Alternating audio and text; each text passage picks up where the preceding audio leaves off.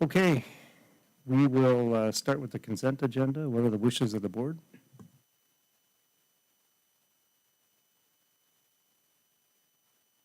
I'll make a motion to approve as presented, Mr. Chairman. Is there a second? Second. Any discussion? Hearing none, Beth, roll call vote. Barry, Yes. Corey, Yes. Steve, Yes, Bo, Yes. David. Yes. motion passes. Okay. We are at item D, public comments. If you're here to make general comments to the commission, you're welcome to come up. If it's related to planning and zoning, just wait. We have a whole section for that. Okay, seeing no public comments, we'll move on to, oh.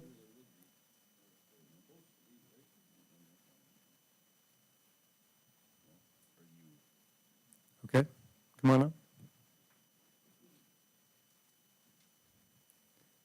If you could just state your name for the record. Travis Brunel. Okay. I'm here to address some of the road conditions in Williams County, mainly Highway 42 from 1804 south. The holes that have been there for my entire life of driving on that road. They're not getting addressed, and it's south on over to County 11 where it turns to go south into Stony Creek. There's blowouts that haven't been addressed. They happen every couple of years.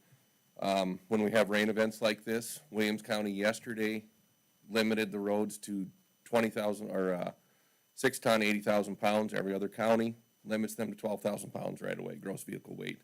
I own a trucking company, but I'm also a landowner in Williams County. Doesn't bother me if you close the roads up so they don't get tore up. I mean, you close them to 6 ton, now it's 2 trucks to make that load instead of 1. So you've added trucks to that if they do indeed reduce the weight of the trucks. And to me, 6 ton, that's what we're legal at right now anyway because of the frost laws. If we didn't buy the sticker, that's what we're legal at. So it didn't do nothing. It did nothing. If you get them down, Divide County at 430 limited their roads to 12,000 pounds. Now Williams at midnight reduced theirs to 20,000 pounds of GVW, but we'd already had half the county had traffic on it all day long without getting it addressed, without shutting it down. I pulled my trucks. I had jobs that had to go. I pulled them. They were heavy loads. We couldn't go do it, so we pulled ours into the yard.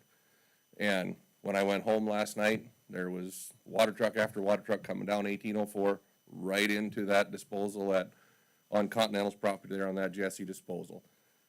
No enforcement, no nothing down there to stop them.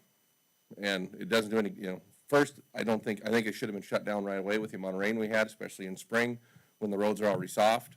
And if we have load restrictions on, why aren't we shutting these roads down when it gets some rain on it when they're already soft?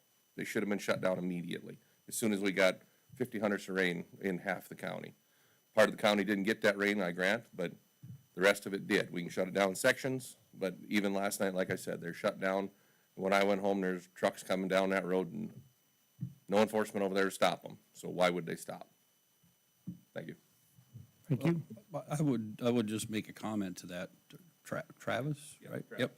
I was in contact with Dennis earlier, and I live on the east end of the county, and it didn't start raining until about noon, 12:30ish, somewhere in there. Mm-hmm.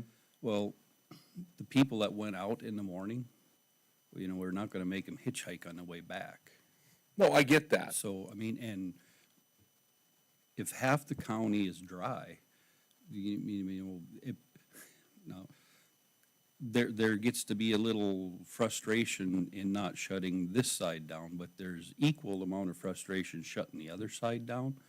And we've tried in the past to make quarters out of the county and just close this one or this one. And, not to be rude or anything, but there's a whole bunch of people that can't figure out what corner of the county they're in. So, I mean, we're working at this, but so if you have half the county that's dry, how exactly how can you justify shutting down private business? McKenzie County has the ability, and whether it works or not for McKenzie, I don't know. But McKenzie County can shut theirs down in sections. McKenzie is a large county. And they can shut theirs down in sections. And again, I am a private business. I've got 12 trucks on the road, and it's in order to save the roads so we don't beat my trucks to death, you know, and I'm not pissing off my fellow landowners and my neighbors by they seeing the truck with my name on the door going down the road, you know, when it's too wet to be there. Stony Creek Township last year had to rebuild a section because the roads weren't shut down. They didn't shut theirs down, but I maintained Stony Creek Township roads with my equipment, and they had to rebuild a section of theirs because the oil company wasn't smart enough to shut it down, or it's cost too much private business. And I get private business. I am one, again. But on the same note, we all want to have something we can drive on that isn't going to rattle my pickup apart. You know, I go up Highway 42, I hauled cows up Highway 42 and abandoned that idea to come around the other way, you know, around County 11A because the holes I was bottoming out the horse trailer. And when those holes get bad enough, then them propane trucks that are pulling out of that compressor on that station up there on Continental's property, they come around our way. So you know how bad those are. It's a much shorter jaunt to the highway. It's 5 miles straight north. Instead, they're taking 10 miles to get out to the highway to go the other direction because the road's so atrocious. And then you get a day like yesterday when, yeah, probably over by your place, by Tioga, they didn't have any, but in Williston and then by our place, there was substantial amount. And if you can't, I mean, there's got to be a way to figure it out in quarters, or, I mean, there's dust rolling on part of it, but the other part was a swamp. You know, the roads on the western end of the county, you know, they were terrible. Well, and I agree, because I just met 2 tanks this morning. They're hauling a tank battery up to new location. And the roads are closed. I don't know if they just don't care, don't know, or, I mean, they're waiting, if they get caught, they just want to pay the fine, I don't know. Well, they shouldn't have been able to get a permit. I know I can't get a permit today in Williams County, and those tanks are over width, and Williams County does not have a general over width, permit where you can just buy it one time, an annual. You got to get your permit every time, so they didn't get their permits, otherwise they wouldn't have been able to. And I know the patrolman can't be there everywhere, you know, I know they can't. I know that's an impossibility. But if they were in certain places where there's a disposal and nabbed a few of them, yeah. Again, I have trucks. We've played the game, you know, and all right, we're not gonna do that no more. We got nabbed, we got fined, now we're done. Now we get our permits, we do it like we're supposed to do it. I'll admit that we did get our fine. But like those guys, they didn't get their permits. They didn't care. They just gambled on it. They probably weren't even from here. They're probably tanks coming out of Hess, Kansas, and don't know the county law. They probably got a state permit and didn't even look at the county, which is up to the oil company to tell them they need to, or the contractor. But either way, that's a law enforcement issue that they're not out there doing that, because the tanks are 20,000 pounds apiece, or 10,000 each. So, you know, they're over 20,000. But, you know, back to what good does it do without enforcement, I don't know. You know, it has to be enforced somehow. I just have one quick question. You said 6 ton 80,000 really is nothing, and I agree, because that's what we're running at.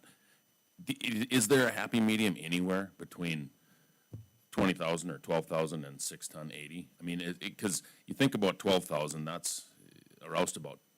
Not even. They can't go down the No, road. that's a pickup. So, yeah, so they're done. Yeah. But, I mean, is there anything, I mean, and I'm not arguing with any of it, I'm asking, because obviously we've been trying to work on this. I agree, the 20,000 pound, then the guys with service can go out. They can go out, you know, if they've got wells, they got to shut in. And most of it, you know, the farmers and ranchers aren't moving anyway. You know, our big stuff isn't moving, because why? What's the point?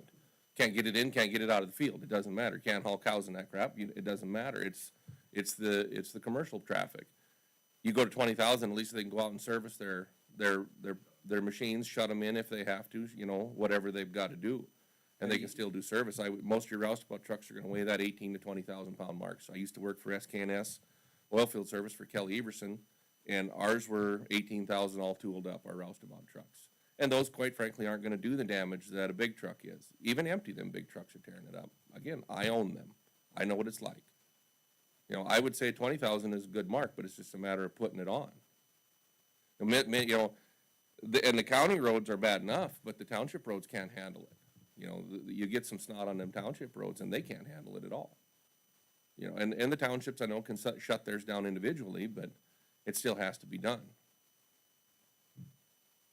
And if it's shut down in quadrants, you know, if you get busted, if the guys get busted in it, they get busted in it. You know, the patrolmen need to know what they're looking at too.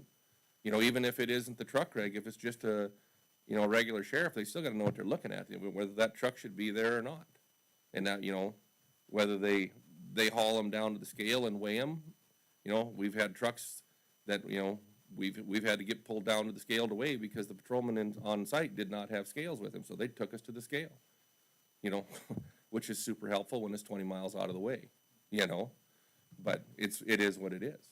And not knowing is not an excuse. Right, yeah, it isn't. You know, that's training. You know, we're expected to know, so. Do we have weather stations throughout the county? Was that part of that? Yeah. I don't know, I guess maybe we go back to try to revisit that quadranting again, or it didn't seem to work very well the first try, because it's, you wouldn't think it'd be that hard to go, you can't be in the northwest corner, but, I would say you put it down on roads, you know, pick your quadrant on roads.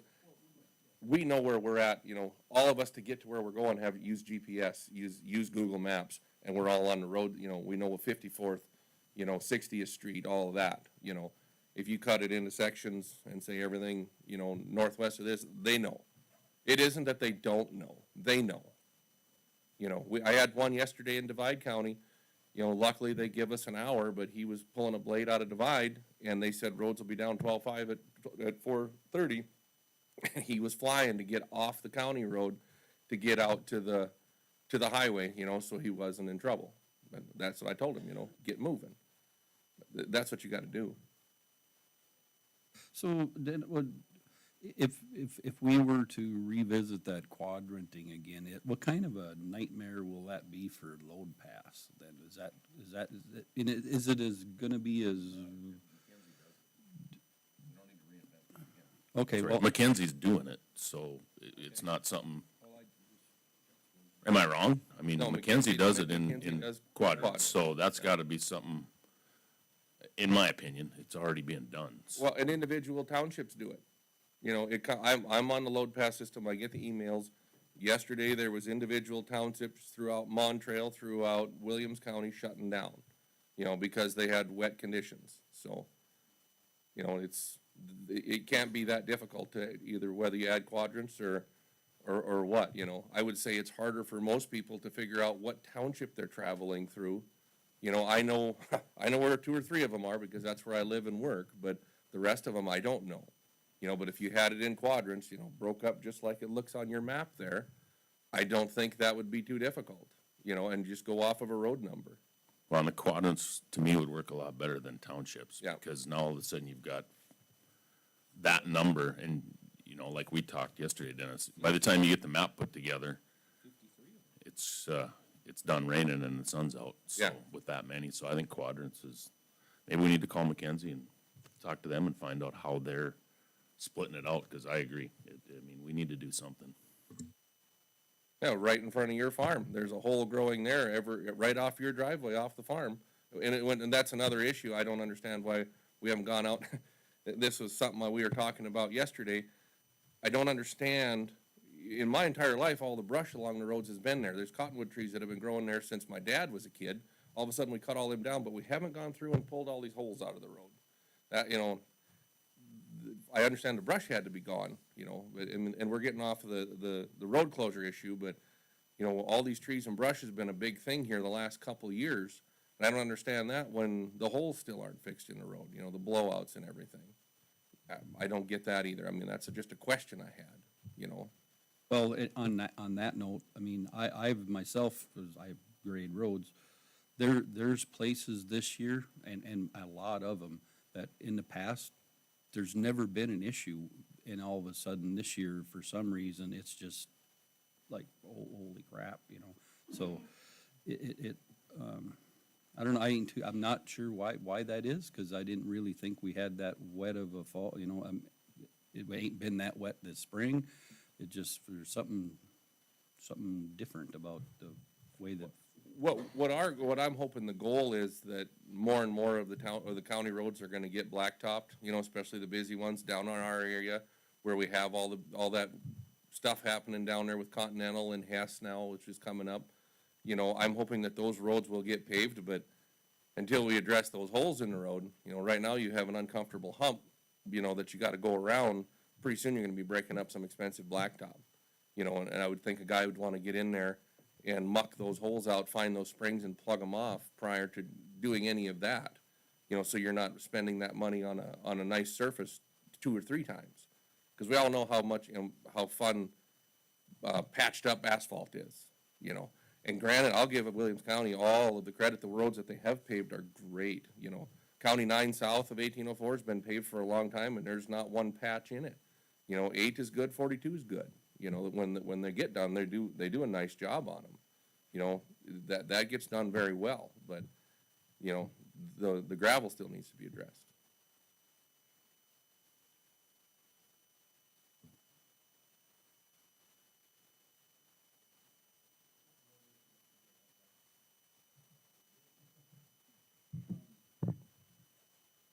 maybe we get in contact with, Mackenzie, just see exactly how what they think that, how that, if it's working, if they would do it again, or, and, well, try something. Just quickly, I mean, a couple of years ago, I had proposed that we had put together a advisory committee or council for the county road department.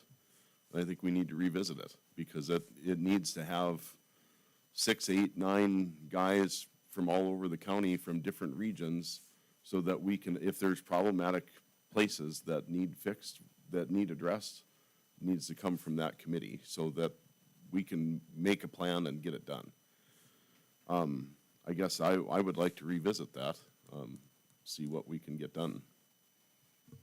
Well, I think it needs to happen. Talk to your blade hands. They'd probably be the ones that know the best where they're fighting with, you know. The one that we've got on our area now, Dale does an excellent job, has done more work to crown them roads out, and does a great job, but he can't make the roads hard, you know, he can't firm up the holes in the road. You know, he can only do what he can do, but he's done a great job to shed the water. I'll give him that all day long. I've been very happy with the work he's done versus some of the rest that we've had. So, you know, but yeah, the holes in the road, you know, and if you need a commission, or, you know, to do it, or a council to do it, you know, that's fine, but your blade hands ought to know where they are. You know, they should be Well, able to. are they reporting those holes to you so that they're, I mean, they're, We drive them all the time. We have so many dump trucks and so many labor to get the holes fixed, and they dug out and repaired. Yeah, Oh, and you Mike, know, we need to end the mic. these townships that border the river, they're kind of unique in the fact that, you know, where I live, there's roads just about every section. You know, you have 2. Right. It's, they. And they take a lot of traffic. Well, they take all of it. Yeah. Yeah, so that, it's sort of unique that way, but, yeah. I like the idea of a committee or a commission or whatever, Bo, you suggested, and I think it should be landowners, business owners, because having their input and then also their skin in the game when they're making decisions to close the road, it's not just falling on, you know, county commission or county employees.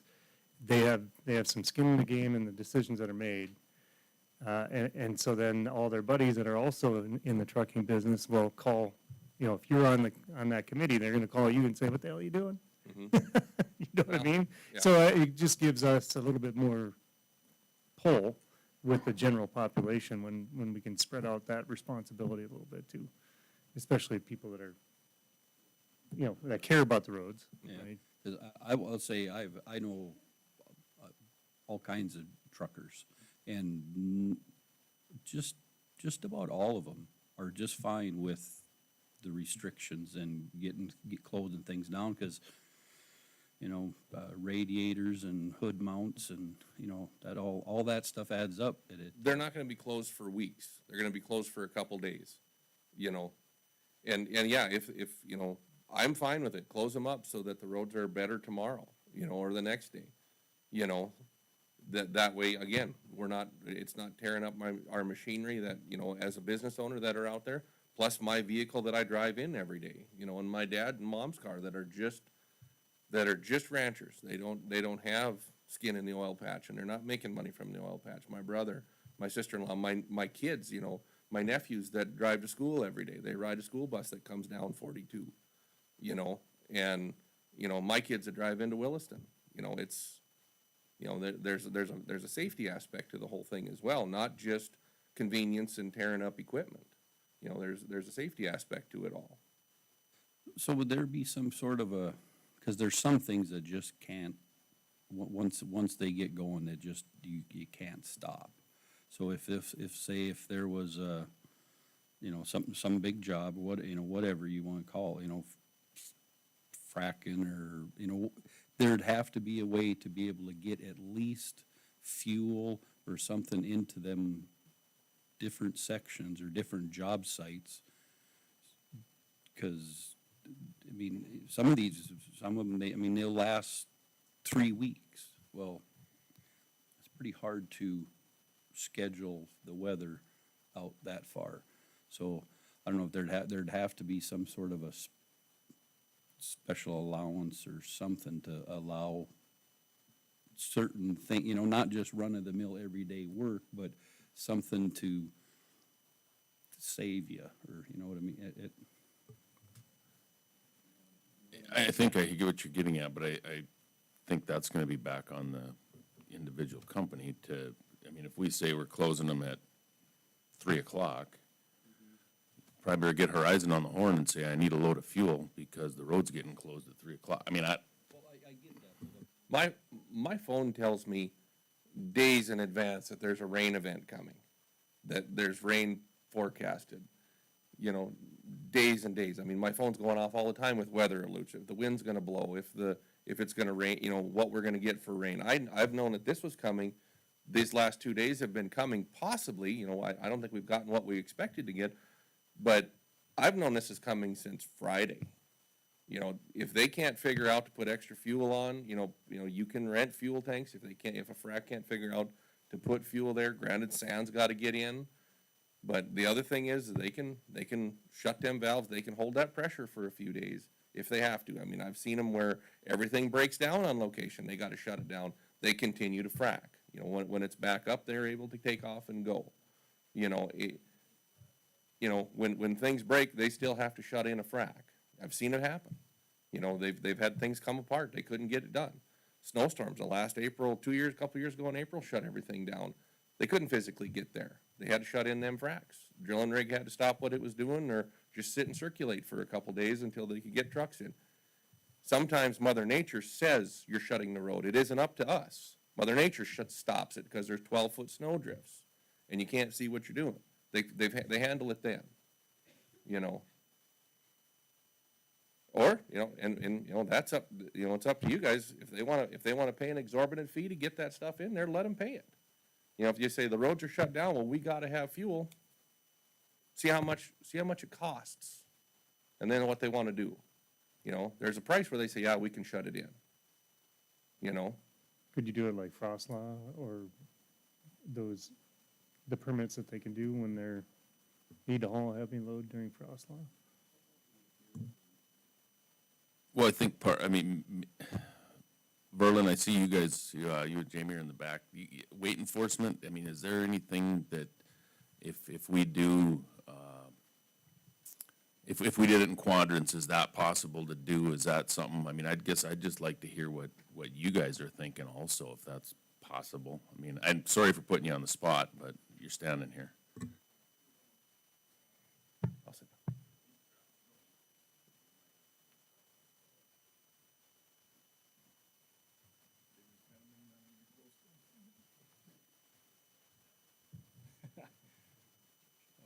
I'll let Sergeant Hoshka talk about this. He has a lot better knowledge on weight enforcement stuff than I do.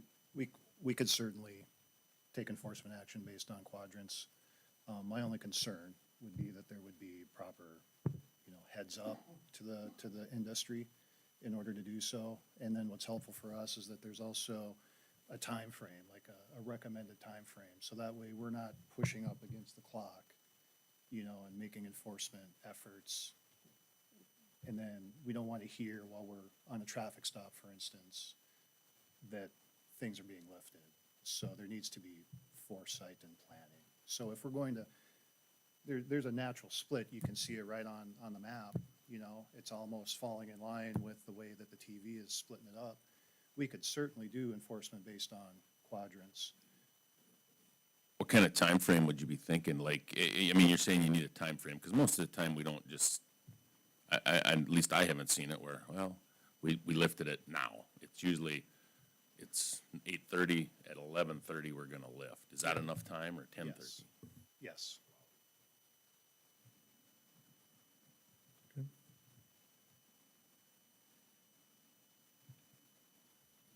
Dennis probably should weigh in on this.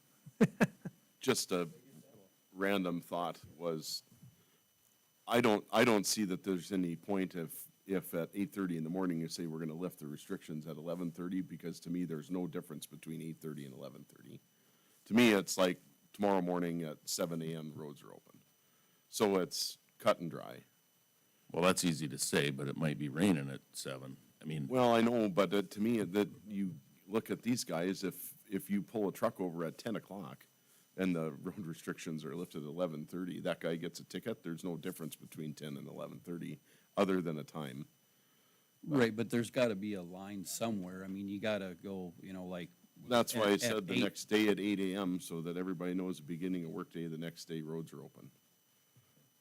That makes more sense to me than Well, splitting the day. well, I agree with that, but if at 10 o'clock, it's looking like it's gonna be good to go, and if we go, okay, at noon, you can take off again, it gets them guys a little, you know, they got a half a day's worth of work that they can get done because they sat around for the last day and a half, right? I mean, there's a crunch thing there. I mean, this is, you know. You know, I farm, I understand crunch time, but I mean, it's gotta make sense too. But, cause if I got pulled over at 10:45 and they're lifting restrictions 11:30, I'd be pissed too. well, I think that's what they're saying, though. They probably wouldn't pull somebody at 10:45 to start writing a ticket, because it might not be done. Right. But that's giving everybody a heads up. And Mr. Brunel, you had said how one of your trucks was escorted down to the McKinsey County Way Station down at the Pangre area. Was that a highway patrol stop? or- That was state patrol. Okay. It was on a county road, but Right. it was state patrol that hauled us in. So they do have the authority to do that. Whereas we would probably have to make a phone call to one of our size and weight units to come to the scene. I just wanted to clarify that. Yeah, that was state patrol that did it. And just as a point of clarification for the committee or council that I was talking about, this is the type of stuff that that committee or council would be hashing out. So that, because it's not a today issue or a yesterday issue, this has been an issue for years. So how do we come up with the right ideas to fix this and get a plan to get the roads where they need to be so that we can blacktop them, hopefully someday. So that was my point with the council, is it's more of an idea think tank to gather this information or have presentations from law enforcement of what can and can't be done.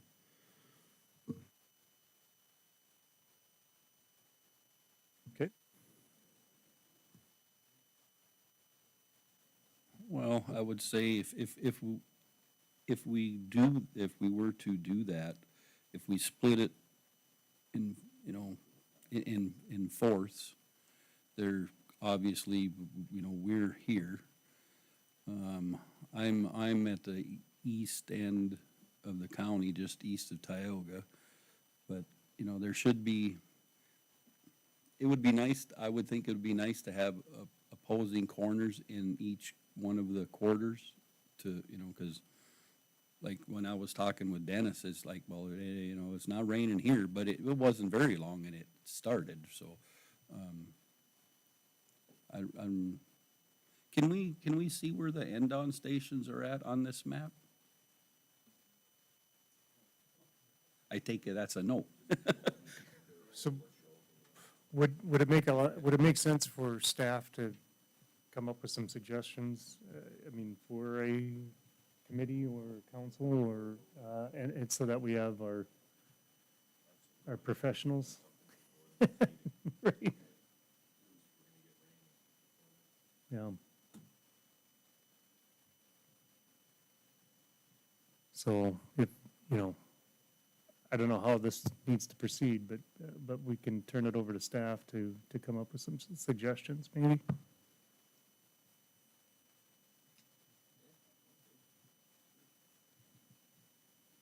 Make a motion to that effect?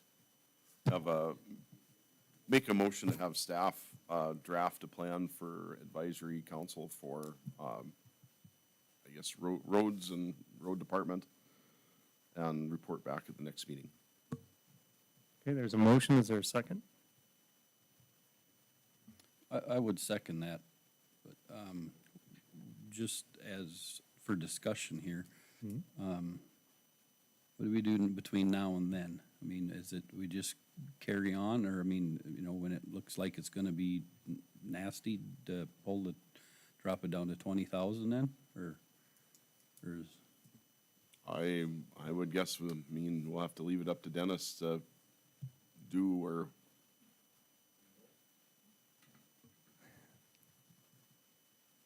Nope, I will, I'll take advisement from anybody to tell me when to put them on at 20. If there's a rain cloud coming or whatever, I can call one of you, and we can choose that way. We've done it before, Correct, that's what I didn't, not just me. yeah, no, that's fine. yeah, I'm.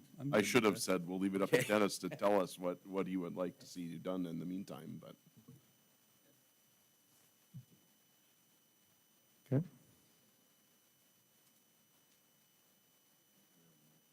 Yeah, any other discussion? Hearing none, Beth, roll call vote? Or do we have any more? Go ahead and come on up.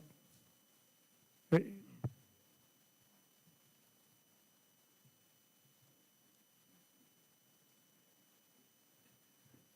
Just a reminder, state your name for the record.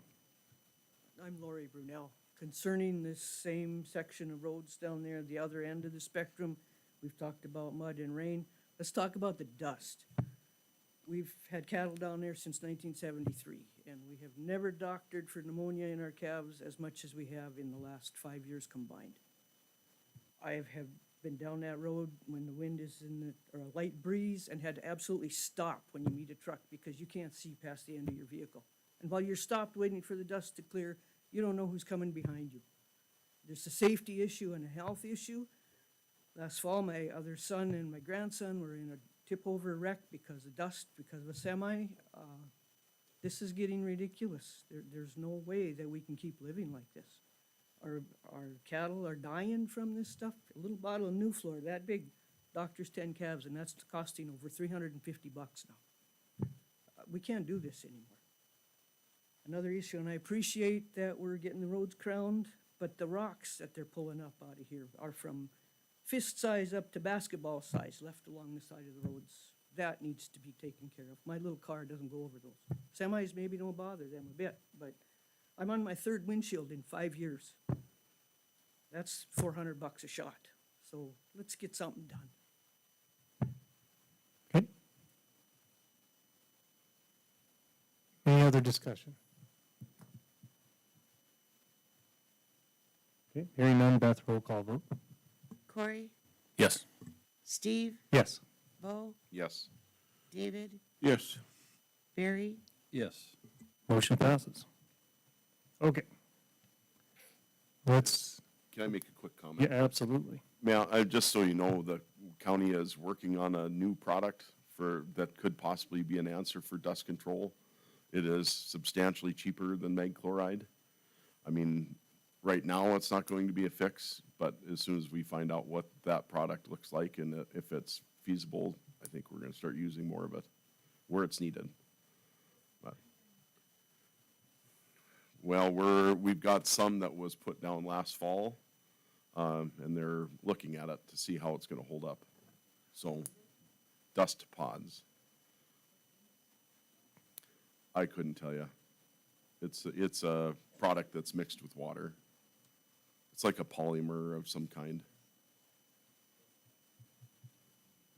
We have, how much do we have out right now? Okay. About a half mile-ish. Okay, so we're testing it. Okay. All right, let's move on to planning and zoning.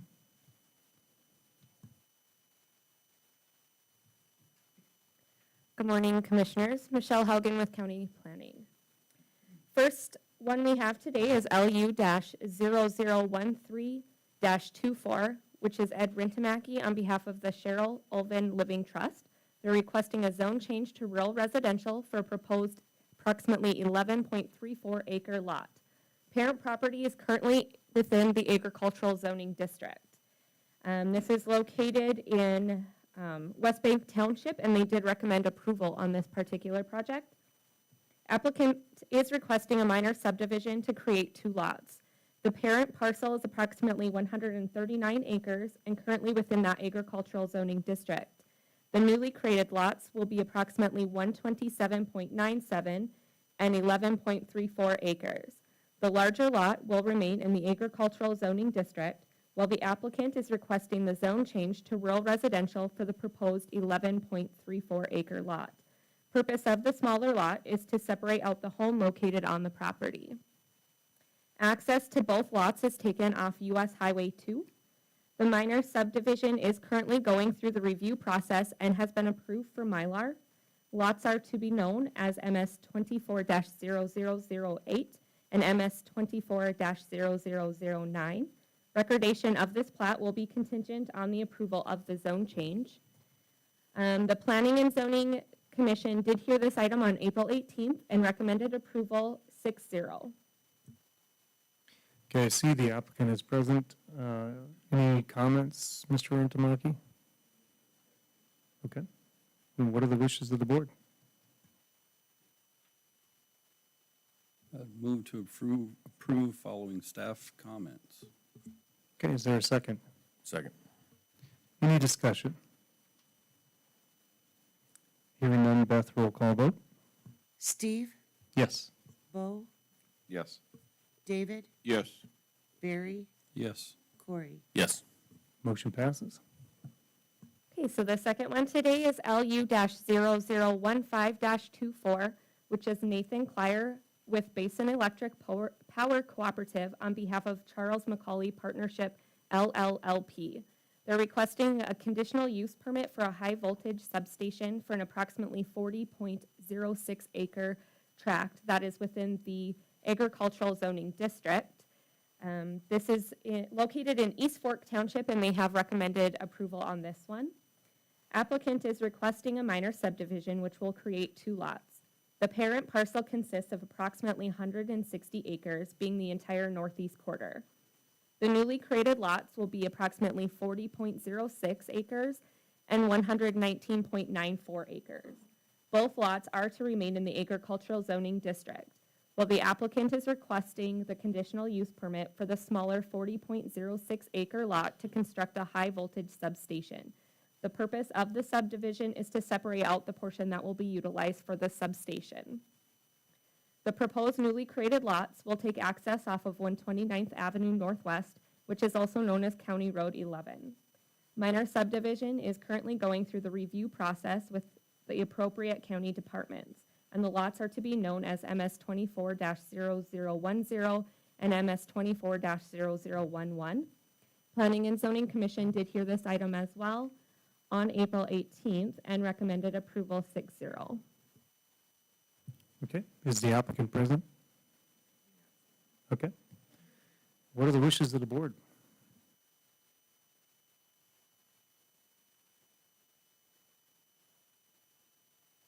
Motion to approve following the conditions presented. Is there a second?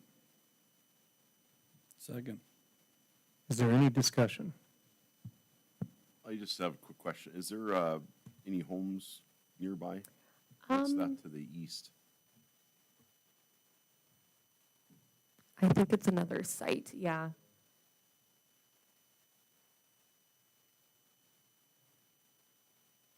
Yeah, when I was out there, there weren't many homes near there that I saw. Thank you. Okay, any other discussion?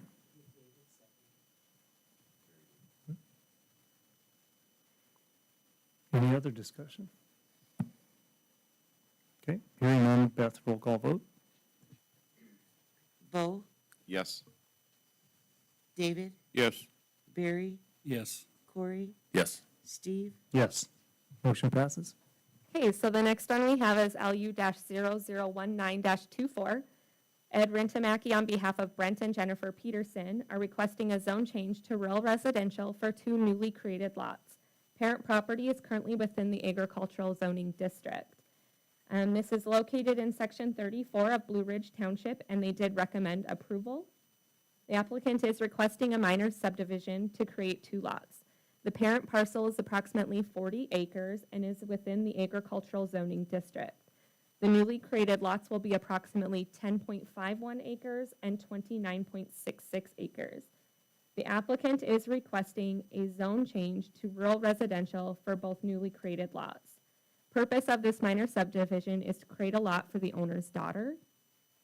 Access to both of the newly created lots will be taken off of 79th Street Northwest. The minor subdivision is currently going through the review process and has been approved for Mylar. The lots are to be known as MS 24-0015 and MS 24-0016. Recordation of the plat will be contingent on the approval of the zone change. For this one, the Planning and Zoning Commission, when they met on April 18th, did recommend approval 6-0 on this. Okay, the applicant is present, and what are the wishes of the board? Unless he has comments. Okay,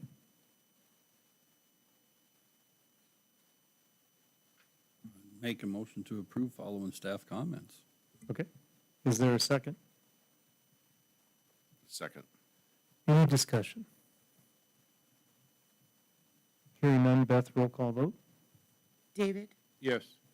Barry, Yes. Corey, Yes. Steve, Yes. Bo, Yes. Motion passes.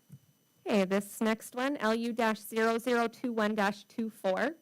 Evan Vettel with Cherry Creek Water LLC on behalf of Clint and Tina Hartsock. They're requesting a conditional use permit to construct a freshwater holding pond. Subject property is within the agricultural zoning district. It's located section 4 of Hoffland Township, which is governed by Williams County, so no township packet was ever sent on this. The applicant is requesting a conditional use permit to construct a freshwater holding pond on the subject property. The pond will be a 380,000 BBL lined earthen berm pond. The pond will be lined with a 40 mil HDPE liner. The site will have a 4-strand barbed wire fence surrounding it. The pond will initially have temporary diesel pumps installed to pump the water out as needed. However, the applicant plans to install electric pumps by the end of the year. The applicant has temporary surface water permits in the vicinity if needed, but is planning to utilize groundwater wells located to the south and west of the location that have perfected conditional use industrial water permits already in place. The fresh water from this pond will be utilized in oil well development and production in the area.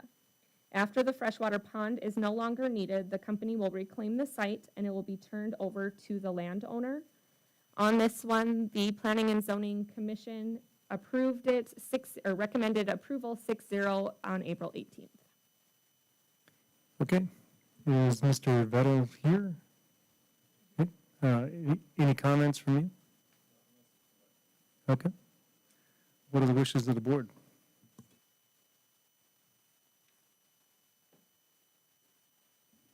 Make a motion to approve following staff comments. Okay, is there a second? Second. Any discussion? Hearing none, Beth, roll call vote. Barry, Yes. Corey, Yes. Steve, Yes, Bo, Yes. David, Yes. motion passes. Okay, this next one, LU-0022-24, Evan Vettel with Cherry Creek Water LLC on behalf of DKMH LLC is requesting a conditional use permit to construct a freshwater holding pond within the agricultural zoning district. This one is located in section 24 of View Township, and they did recommend approval. The applicant is requesting the conditional use permit to construct a freshwater holding pond on the subject property. Pond, again, like the other, will be 380,000 BBL lined earthen berm pond. Pond will be lined with a 40 mil HDPE liner. Site will have a 4-strand barbed wire fence surrounding it. Ponds will initially have the temporary desal pump installed to pump the water out as needed. However, the applicant plans to install electric pumps by the end of the year. Applicant has temporary surface water permits in the vicinity if needed, but is planning to utilize groundwater wells located in the area that have perfected conditional use industrial water permits already in place. The freshwater from this pond will also be utilized in oil well development and production in the area. After the freshwater pond is no longer needed, the company will reclaim the site and it will be turned over to the landowner. On this one, it was also recommended approval 6-0 by the Planning and Zoning Commission. Okay, the applicant's present. Any comments on this one? Okay, what are the wishes of the board?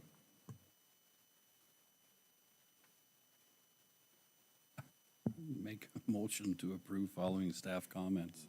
Okay, is there a second? Second. Any discussion? Hearing none, Beth, roll call vote? Corey, Yes. Yes. Yes. Yes. Yes. Motion passes. Okay, so this next one is LU-0023-24, Rochelle Williamson with Hess North Dakota Pipelines LLC on behalf of the Nelson Pankowski Trust. They're requesting a zone change to heavy industrial for a newly created approximately 50-acre lot. Property is currently within the agricultural zoning district. This is located in section 6 of Truax Township, and they did recommend approval. The applicant that was fast. Okay, so the applicant is requesting a minor subdivision to create 2 lots.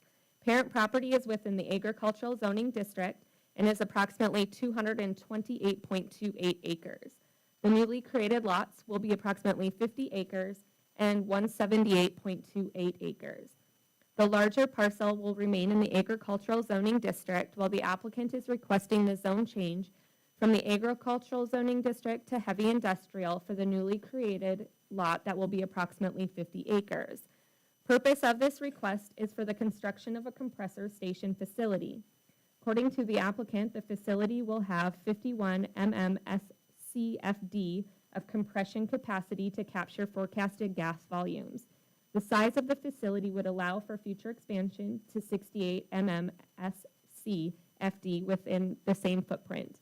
The applicant also advised the compressors will be electric drive units to reduce station noise, reduce emissions, and improve reliability. The county does not regulate oil and gas uses. Access to the larger lot can be taken off of 48th Street Northwest, which is County Road 15, or off 123rd Avenue Northwest, which is County Road 42.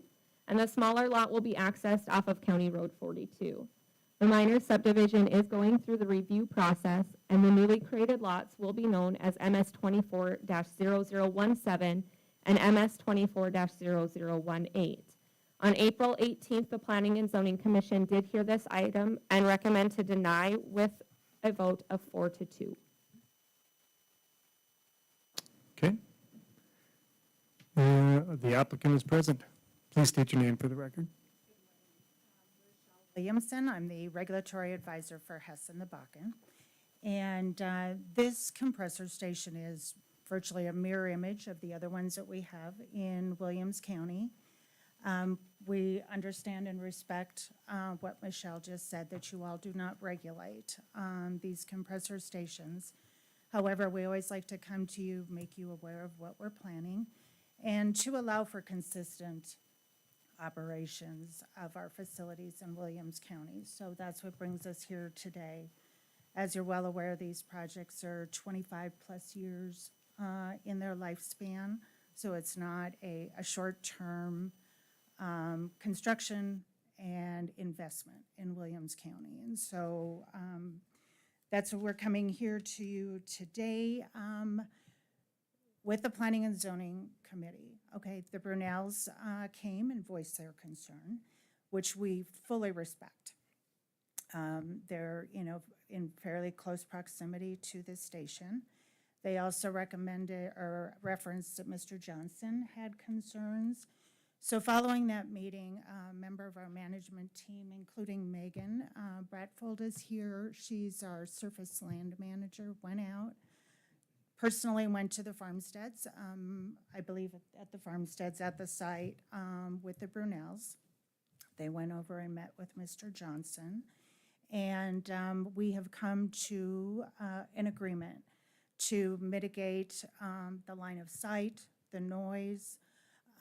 That's going to be planting a lot of trees, on the west side of the Johnson farm, north of our station, northwest of our station, on the Brunel property.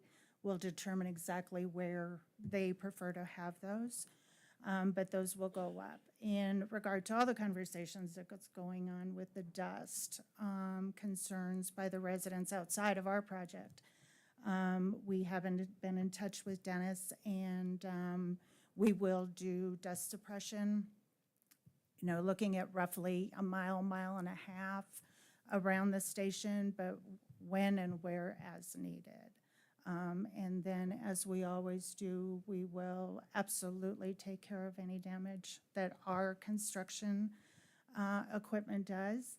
If we are asked by the county or by the townships, we have in the past done pre and post inspections, making sure we have video documentation before, after.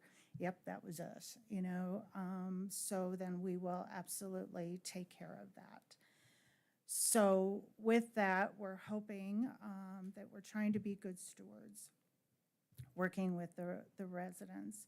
We became aware at the planning and zoning that this road evidently there's concerns with dust and the condition of, but for our piece of it, we will commit to making sure that we take care of anything that we do.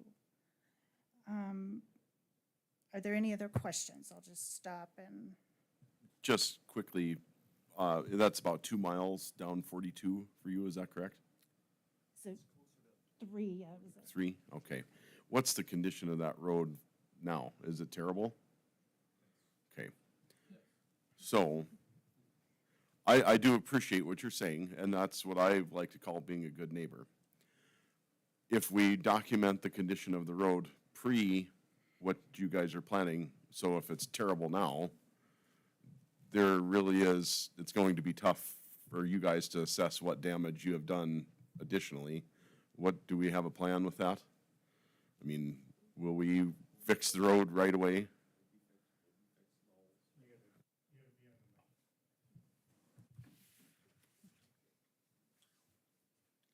Yes, we'll be getting the holes fixed. So pre-inspection for them, we're gonna bring it up to snuff. Okay. But thank you, because that was going to be my major question to you folks is, how are we gonna address the neighbors? Is that language going to be in the motion that we're here today? We can add it in, yes. Okay. Yep. Not that I don't trust you, but I think it needs to be on paper. So if some of that agreement does not come through, we can hold you folks to it, correct? Yeah, we actually are going to be Megan's meeting with the Brunels. We've put theirs in paper already, so we will chat with them. And I'll just work with Michelle what you want as far as documentation to put into the minutes. Is that how you want it? Yeah, I'll add it in as conditions too, Okay. for the zone change. Yeah, I guess, it is hearing everything that went on this morning. We're going to have to closely monitor, like when we're going, we'll put dust suppression down. But with all the traffic, you know, I hope that the county and the area landowners respect that we're trying to do our part with our traffic. But it's Yeah, gonna I mean, have to it's gonna be a document it. collaborative effort with I'm hoping this new committee that we're going to look at will be able to address, if there's areas where there's multiple companies doing this type of work, that they all have skin in the game of making sure that they're being good neighbors. But I want to thank you for doing your part. I mean, I really appreciate that, and I would assume the neighbors do, and appreciate the fact you're willing to put it in writing so it gets done. Yeah, for our dust suppression, I'll just add, when we had the conversation, well, that'll be in close connection with Dennis and his team as far as blading it prior to us putting it down. So there'll be close coordination in that. That's already been established and we've committed to it. Perfect. Any other questions, comments? Okay, what are the wishes of the board? Oh, hold on.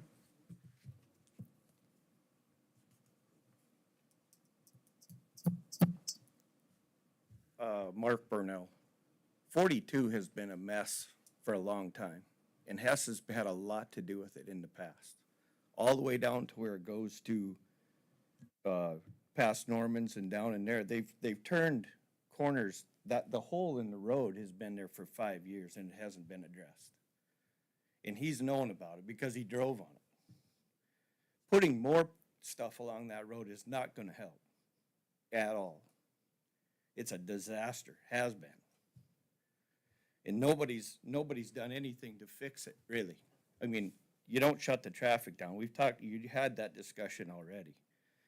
But a mile of dust control too around the edges is not going to be suffice. That whole road needs to be dust controlled. Dennis put water on it last summer because it was so bad you couldn't see 5 feet. Because I called him about it. Okay, is that what you're suggesting, is dust controlling the whole thing? Yes. Okay. It's been needed for a long time. Okay, Yeah, the same feeling, like my mom was saying, we got cattle on that road, and it isn't just us. There's other people all the way up to the 1804 that are fighting with that. It's just a mess everywhere, all along there, and if, dust control on that, I realize it's maybe not all Hess's, but they have other stuff down there, and Continental has other stuff down there, and, it is really bad for dust. Continental has a saltwater disposal at the bottom of where Mark was talking about at that corner. All their water from up north comes down that road, turns in there. All Hess's water, even though they got wells that are a quarter mile from Continental's disposal, all their salt water goes back north. So now you got opposing water trucks meeting on that road, trucks hauling both directions, which is dumb. I don't understand why Hess and Continental can't get together and use one disposal, but there's a disposal right up on the junction of 42 and 1804 that Hess's water goes to. So you've got a constant stream of trucks that turn where it comes off of 42, where 42 turns and goes west, and it turns the township road. There's a hole in there that I bottom my horse trailer out when I make it because the trucks are turning in there so tight because they're coming down there so hard. I mean, it's just the construction of a compressor station is many trucks, many heavy loads. I've been a part of many of those constructions. It's many heavy loads, many more trucks. It's just a constant problem. Theirs is a mile north of the issue that I'm currently talking about, but it's the whole road. how many miles would need to be paved to just get this thing paved in 5 miles? All of it. Is it 1 million or 2 million a mile? Yeah. We put in for that federal aid grant was 37 million to do 11A, 42, and 15 back over to the park. We did not receive that grant. We put in for it again, did not receive it again.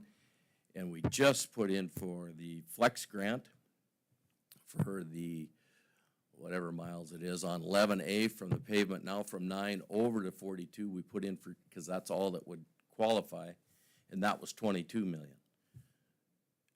We did not get the flex grant. So we're back to square one again with the next go-around. How many total miles were you asking how many miles would have to be paved? Oh, well, 42 is 5 miles, Okay, and 11A is 9? From the pavement over the corner? Yeah. I want to say 9. so 14 miles, No, and then we had 15 for the big. yeah. It was like 30, and I'm rounding numbers, 37 million. And then we put in for this year, or this last go-around, the flex grant was just for that 9.2 miles of 11A was like 22 million. And we weren't successful, so So we're just, still poking at it, but just curious, would Yeah. this be a good test spot for dust pods for 5 miles? I mean, when was that guy supposed to show up? we're not, probably not till first week in June. Okay, I mean, we're crack sealing, but the stuff that we put down last year, we had unbelievable frost boils. We just talked about it. These guys have brought up, we've got holes everywhere that have, this is the most I've ever seen since I've been here. Anyway, where this was at, we didn't have a frost boil, but it wrinkled. So I don't really have a good feeling. I mean, it's not perfect. right. The question I would ask those guys, like the folks we bought it from, is if it doesn't work and we don't like it, how do we tear it up so that it's not a wreck all the time? Oh, you just. Not a problem? No, Okay. just water. Just water. The point is, this stuff is supposed to be, it's supposed to set up hard like pavement and also keep the dust down. So if we can prove the sales pitch, it would be a reasonable option, short term, at least, until we can provide blacktop. There's been holes on 11 for 15 years. I've offered him free scorio to fix them because that's what they fixed them with before, but there's not been any takers on that either. And they're getting worse. Dennis, could you just describe how we fund, like, paving roads? Oftentimes, we get federal grants. I mean, we typically just don't do it ourselves, I guess. It's important for people to understand how we. Well, we sometimes get federal aid, and that's through the state of North Dakota. We went directly to the federal government for this 37 million. Now, the flex grant was back through the state of North Dakota.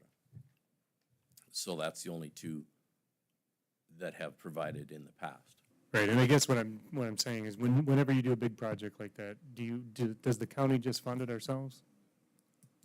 Sometimes, just depends on the finances between you guys and the federal or whoever you guys can get it from combined. And when you say you guys, you mean you, because you, right, but you're Approve applying. the budget. The last time I applied for a grant, it was not for a road. I'm suggesting you actually make the application to the federal government or the state. Consultants with the help of finance, Yeah, it's, thank you. it's quite a group. Right, that's what I was trying to say. It's not the commissioners writing the grant. You're right. Yeah. Right. It's a group, Yeah. team. Okay. Go ahead. How do some of the other counties, like you go to McKenzie County and they have a lot of paved roads down there, how do they get their funding for that?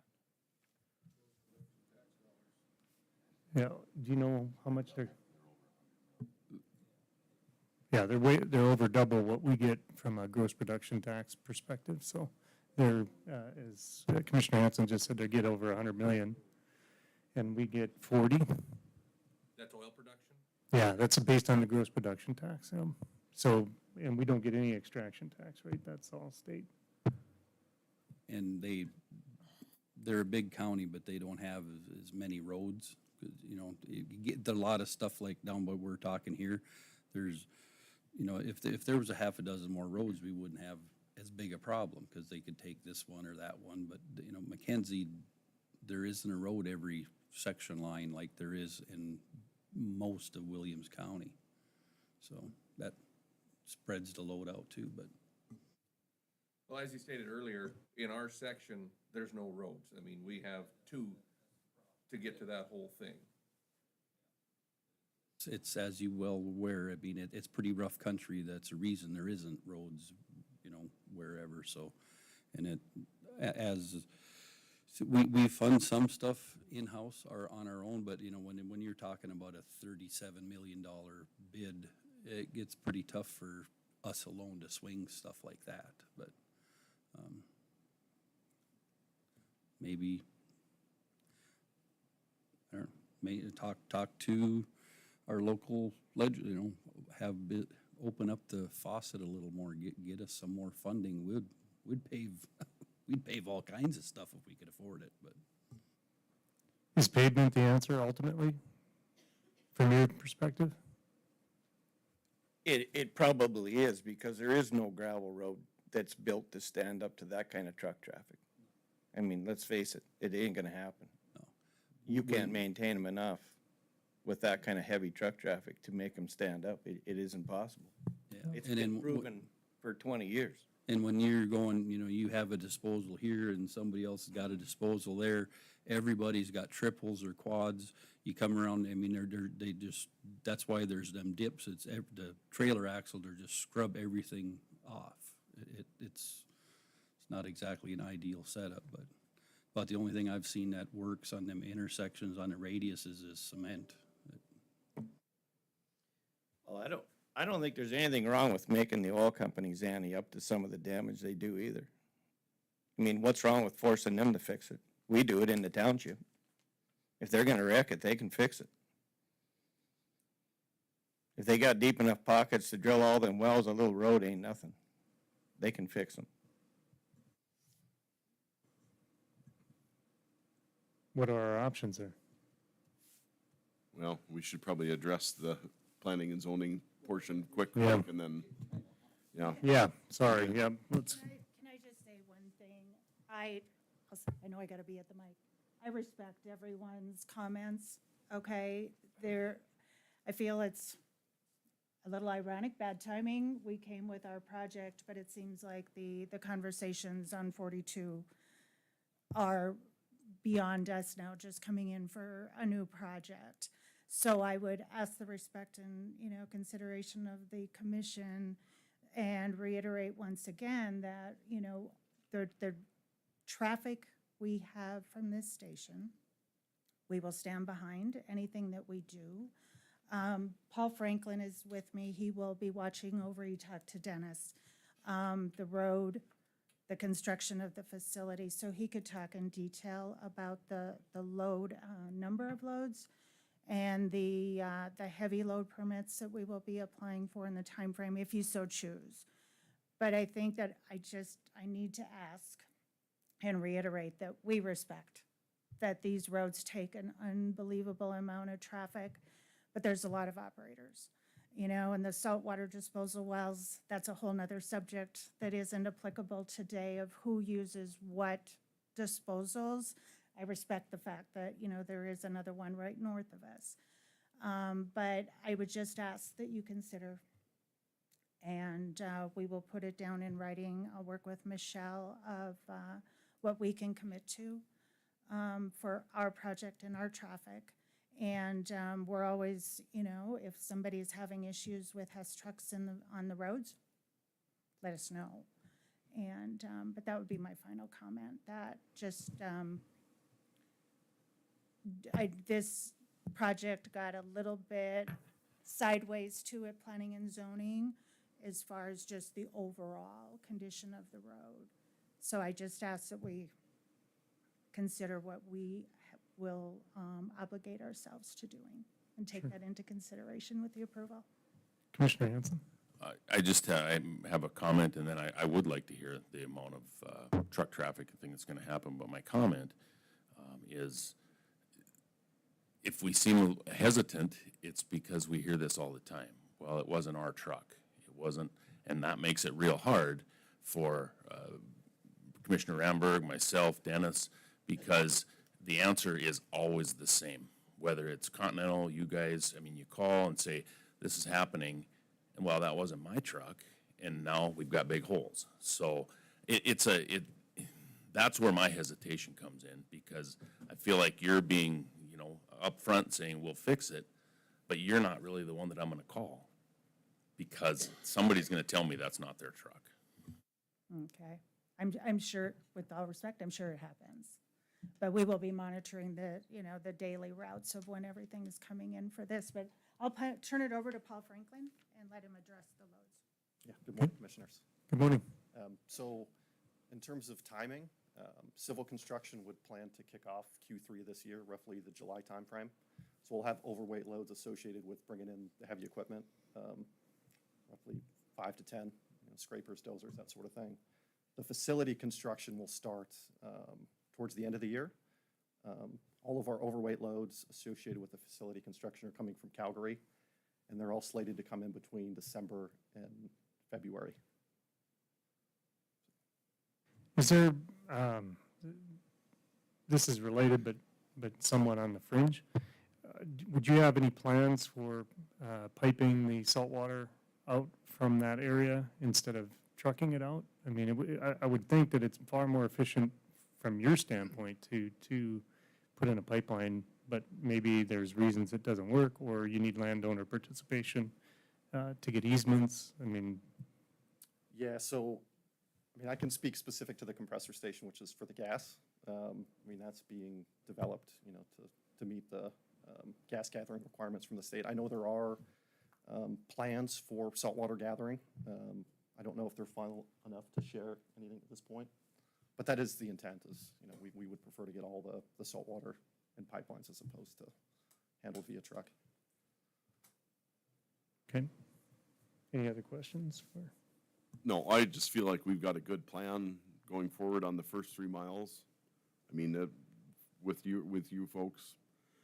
I think it's up to us to get a hold of all the operators in that area and get a meeting and address the rest of it. So we can move on with that issue, separate issue, but how we get to that point, I don't know. Because I don't know who the operators are, who to get a hold of, but that needs to be addressed. Okay. Thank you. Thank you. Yep. What are the wishes of the board?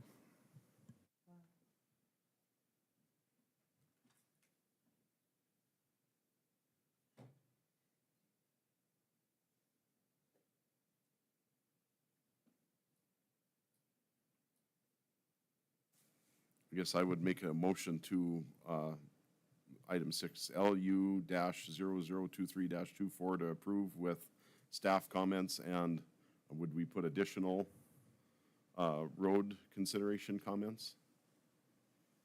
Is that how that should be done? Okay. We can do that. We have a motion. Is there a second?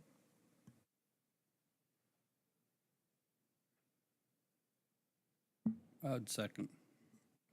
Okay. Any discussion? So when we get a hold of the other operators down there, do we have any bargaining power? But the only real thing I could think of would be the weight restrictions, right? If it really shouldn't be that much for dust control on that whole stretch.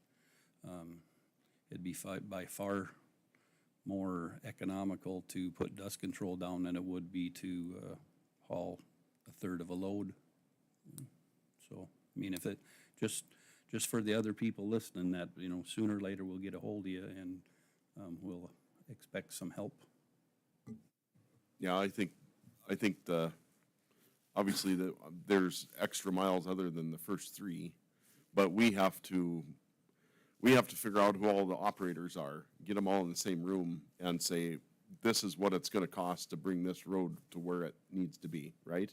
And then what can they offer us, or what are we gonna do? Because then I guess the other option would be, it's like either we come to an agreement on fixing this or we shut the damn thing down. I mean, if we can't keep getting beat up over all this stuff, it's just constant. And I appreciate their comments because I of course don't live in a area that's severely impacted, but impacted enough.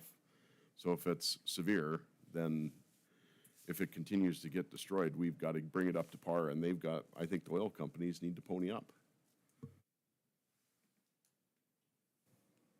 Okay. Any additional comments?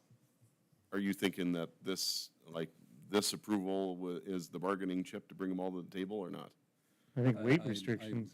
believe it is, now that we've, said it out loud, that either you help us or you don't get to use it, so. Okay. Any additional comments? Well, I suppose we would do it on just on a, I would say you could do it on just a road survey or, drive down the road if you don't see it's safe for, public travel, emergency services, you can, it is our road.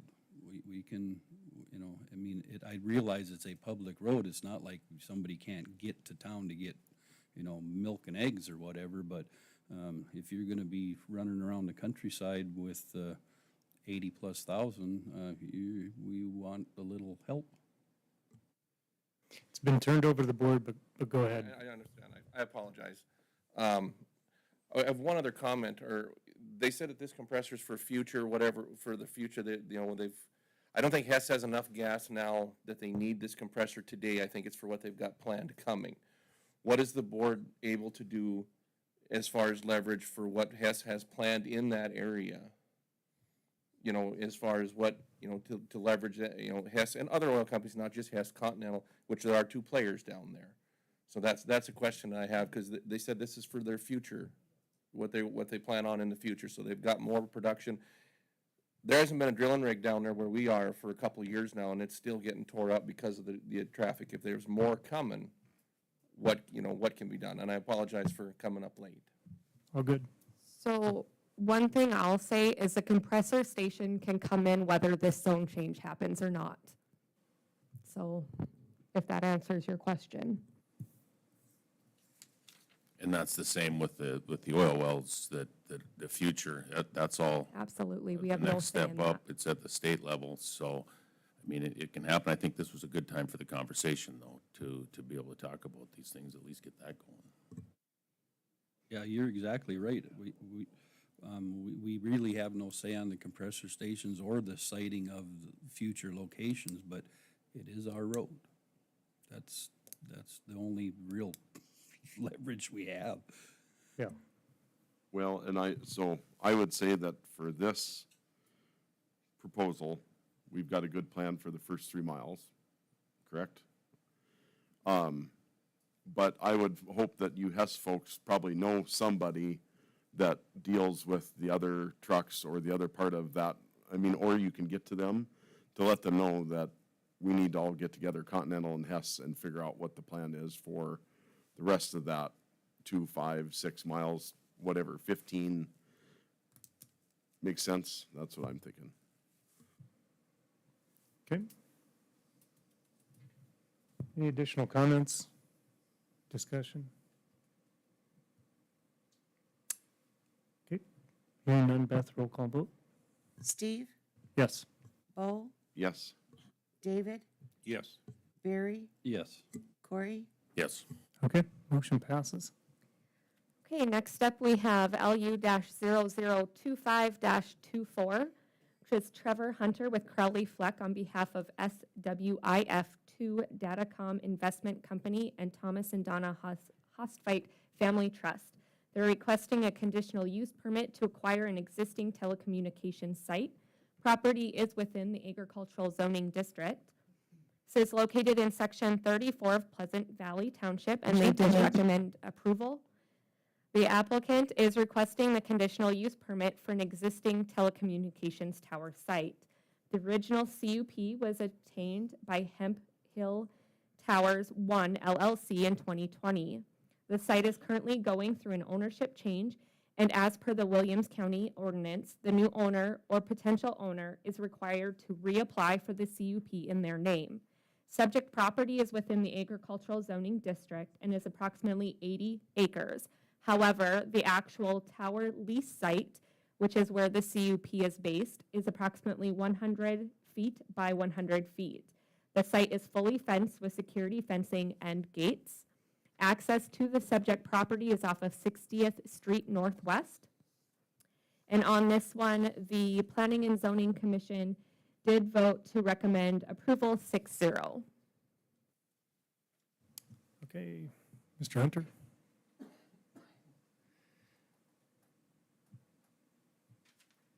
Morning, Mr. Chairman, Commissioners. I don't really have anything to add.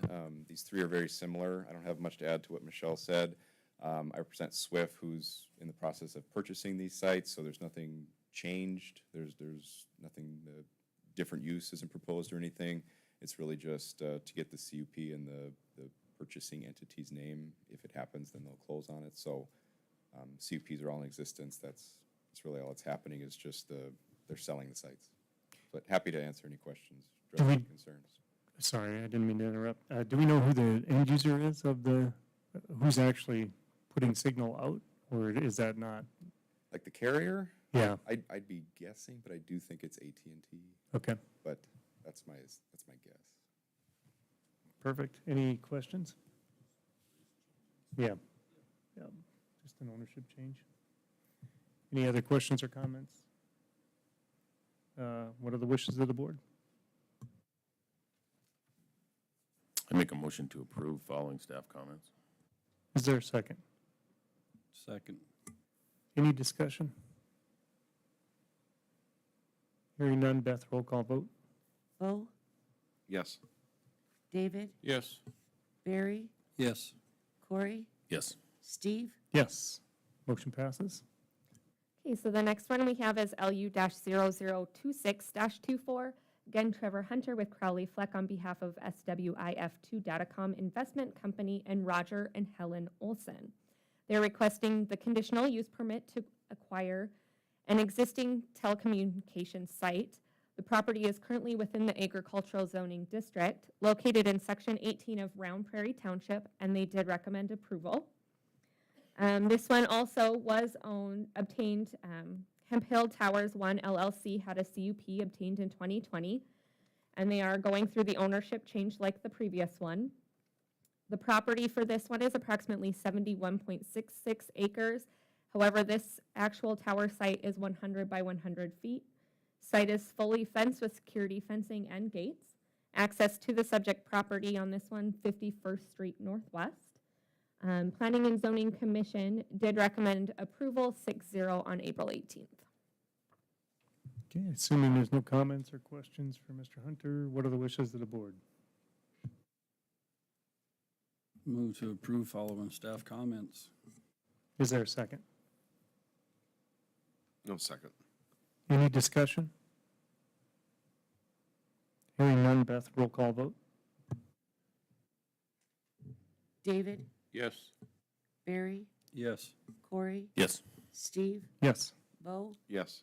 Motion passes. Okay, so the final one I have today is LU-0027-24. Again, Trevor Hunter with Crowley Fleck on behalf of SWIF2 Datacom Investment Company, and this one is Marilyn Olson for an owner. They're requesting the conditional use permit to acquire an existing telecommunications site. Property is within the agricultural zoning district.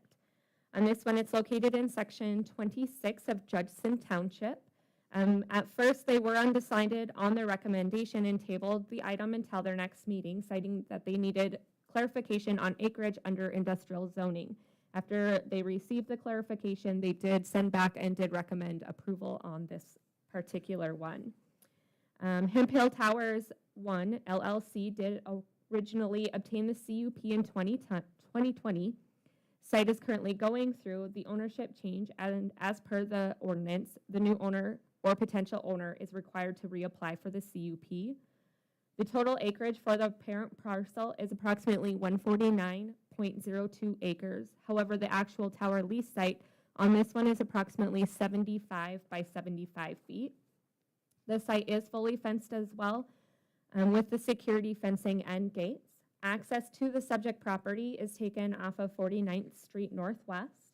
On April 18th, when the Planning and Zoning Commission met, they did recommend approval on this 160. Okay. What are the wishes of the board? Make a motion to approve following staff comments. Is there a second? Second. Any discussion? Hearing none, Beth, roll call vote. Barry, Yes. Corey, Yes. Steve, Yes. Bo, Yes. David, Yes. Motion passes. Thank you. Thank you. Okay. Dennis, you are up. Item F. Yeah, we have a emergency culvert that failed down at the Confluence Water, Williams Water District. Buford Trenton Irrigation, Williams County Water Board Road that goes down the Confluence. Culvert has failed, so we have an emergency repair. Had a meeting yesterday with a lot. Historical Society and Buford Trenton Irrigation people and, of course, the Interpretive Center people and State of North Dakota, and there's lots of us. Anyway, everybody is aware of what's going on, and I got Ackerman Asphalt drawing up something so we can get that repaired sooner than later, because they got to run water for irrigation immediately. What kind of timeline? Yesterday. Yeah. It needs to be done. Yeah. I mean, How big culvert we talking about? what's that? How big a culvert are we? It's 7 foot, it's a squash pipe, 7 foot by Yeah. 85 feet long. It's a part of the irrigation canal. It's in the irrigation canal. Well, and, it was done many, many years ago, I'm sure. It was done on a handshake and everybody was in favor, and now when there's issues, it's my fault, so. So in your meeting, I mean, was everybody on the same page? Oh, yes. Okay. Yep. No, we're all, it was all good. It's just a matter of coordinating, and of course, we have to get the right permits and things like that. Obviously, together. is this, county's paying for this, or how? Yep. Yeah. It's a county road? Coming out of emergency repair fund, or whatever the fund is. Yeah, you can see, you can see on the screen there. You can see each end of it. Interpretive Center is straight ahead, and the road that goes to the left is Waterboard that goes down to the boat ramp, paddle fishing. And it caved in last week, and we just run some, I got Storbakken to bring us some rig mats. 4 hours, we had at least, we didn't have an emergency with people down there and not able to get there, get out. I was kind of panicky, Yeah. but So you need a motion to approve the project, is that, or not? just giving you an update. Okay. They're just gonna drop a simple set of, or a rough draft. We just need to get this done and then get the Trenton Buford irrigation engineer to sign off or review it, and Confluence, and there's lots to review it. And they need to run water immediately, so. Will it be another culvert or a box culvert or? The big culverts that are in our yard that have been there forever, that I got out of Highway 2, one of those will work. Let's get that in there. It's good for, well, who knows? What do I know? 10, 20 years. I don't know anything. But it'll hold us until we can put a box or something that should be put in there. But at least, because a box is 2 years away if we order it right now. So that's what I explained yesterday. Okay? Perfect. Thank you. Okay, item G, County Administrator.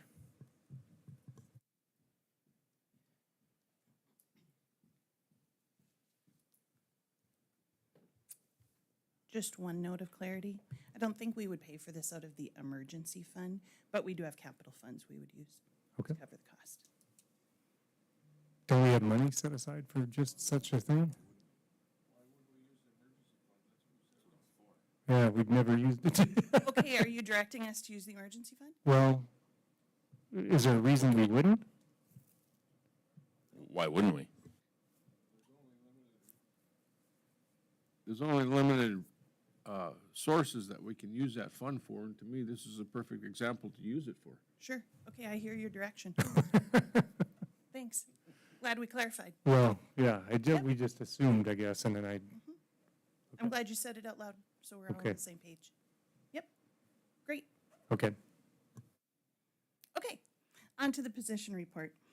So at DMV, we were at a staffing level, and then we attempted, when we had somebody leave, we attempted to leave that position unfilled and manage the workload.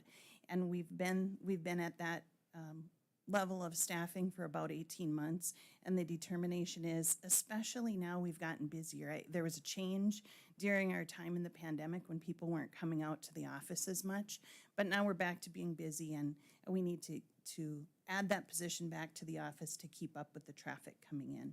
So you see that's on your list today for approval. Do you want me to proceed to boards, or you want to do that one? May as well get Solo. that done. What are the wishes? Make a motion to approve the licensing specialist. Okay, is there a second? Second. Any discussion? Hearing none, Beth, roll call vote. Corey, Yes. Steve, Yes. Bo, Yes. David, Yes. Barry, Yes. Motion passes. Thank you.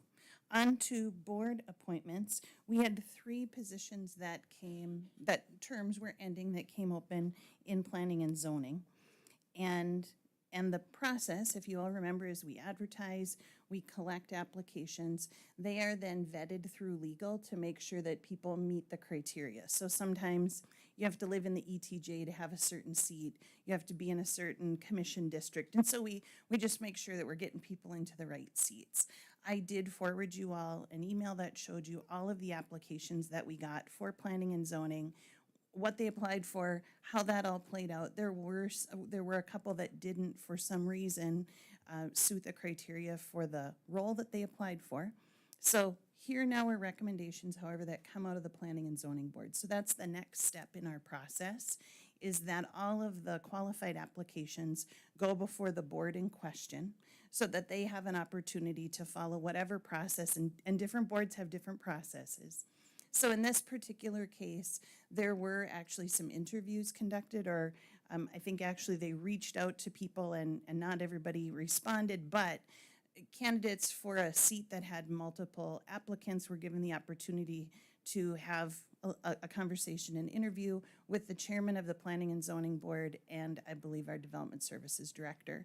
And so that's where these recommendations come from, just so you all know the process that went through to get here. So the recommendations are seat 4, Mark Barstead, seat 5, Eric Gilbert, and seat 6, George Peterson. Perfect. Oh, and if we want to say that the terms out loud, they would all be 5/1/24 to 4/30/28. I think there's a typo here on the sheet. One of them doesn't have the updated term. Okay, what are the wishes of the board?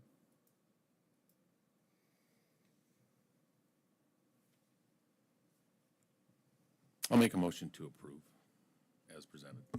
Okay, Second. perfect. Any discussion? Hearing none, Beth, roll call vote. Steve, Yes. Bo, Yes. David, Yes. Barry, Yes. Corey, Yes. Motion passes. Sorry.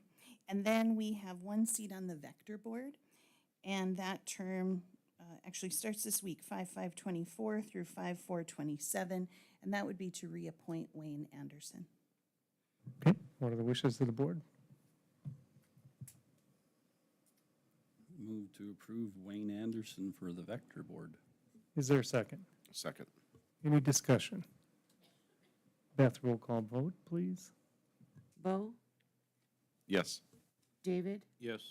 Barry, Yes. Corey, Yes. Steve. Yes, motion passes. That's all I have for you today, unless you have something else for me. I have a question. It's just eating at me here. If you, do you have to be named Leah to be on the library board? Well, there are two spots, both held by Leah. Different Leahs, different spelling, open right now. That's not true for everyone, but Oh, there's, That's funny. Yeah. Okay, nope, nothing else from me. okay, Anyone else? Thank you very much. thank you. And with that, the only item left is H, adjournment.